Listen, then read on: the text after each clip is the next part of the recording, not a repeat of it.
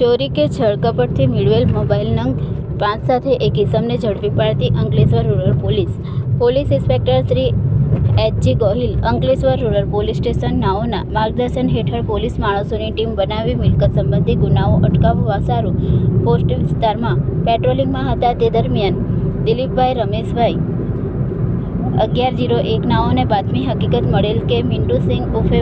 બાંગર નામનો ઈસમ બિલ વગરના mobile phone વેચવા માટે જીતાલી રોડ રાજફોર્મ્સ સોસાયટી નજીક આટાફેરા મારે છે, જેમાં મિન્ટુ સિંઘે